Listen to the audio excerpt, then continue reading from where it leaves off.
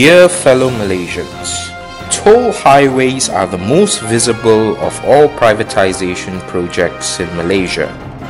The controversial manner in which the concessions are awarded and the abuses of such awards are the talk of all Malaysians.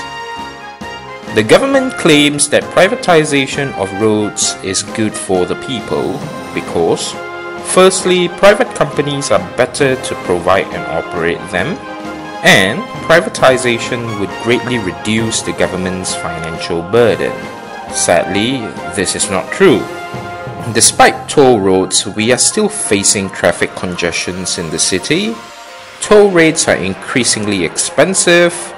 Privatized highways have been abused by cronies to gain exorbitant profits, and the government have failed in providing basic road infrastructure and public transport to the people. The award of Maju Expressway is one example. The government gave Maju a grant of 976 million ringgit to fund the total cost of the highway, which stood at 1.36 billion ringgit. Simply put, the taxpayers paid 74% of the cost. Subsequently, EP Manufacturing Berhad proposed to buy the concessionaire from Maju for 1.7 billion ringgit. Assuming the 976 million grant will not be repaid, Maju Holdings is expected to make a handsome profit of 1.36 billion ringgit. Now, the rakyat demands answers from the government. Why bother privatizing the highway in the first place, where 74% of the cost is borne by the taxpayers' money? Why give a 976 million grant to Maju?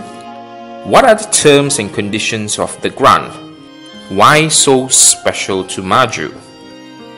Another example of privatization being abused is that of the West Coast Highway project, awarded to Kumpulan Europlus Berhad.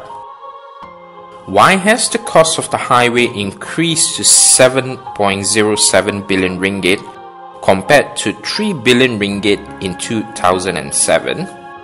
Why grant a 60 years concessionaire period to K Euro, the longest in Malaysia? Why grant a 2.24 billion ringgit soft loan to the concessionaire? Why so special to K Euro?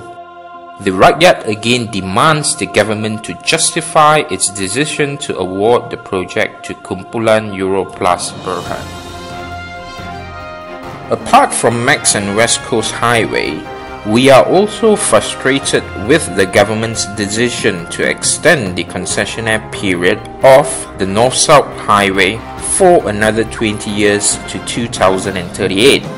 What is the reason for that extension? Further, why is Plus allowed to increase toll rates by 10% every 3 years?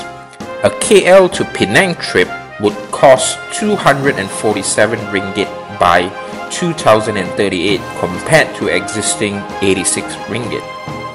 The current concessions are already lucrative. Based on its annual report, Plus on average achieve a net profit margin of 53.1%. Simply put, for every ringgit Plus collects, 50 cents goes to the company. Why is there a need to further burden the people with a 20-year extension? The people deserve to use the highway for free beyond 2019. Abuse does not stop here. A further 7 new highways in the Klang Valley are planned. South Klang Valley Expressway, Busraya Extension, Kinrara Damansara Expressway, West Coast Highway, Damansara Shah Alam Highway, Sungai Besi Ulu Klang Expressway, Duta Ulu Klang Expressway. However, some of these highway awards were made to people close to the corridors of powers. KIDEX, for example, was awarded to firms linked to prominent UMNO lawyer and the ex-Chief Justice Tun Zaki Azmi, whom himself was an ex-UMNO legal advisor. How could these be when these parties do not have previous experience of building and managing highways? Eventually, with these new highways, those living in the Klang Valley will have no choice but to pay toll every time they leave their houses. No wonder cronies are getting excited at the prospects of new highways being planned for construction. Enough is enough.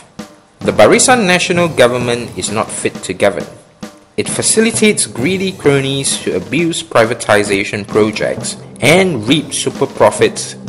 This must stop. Vote for real change.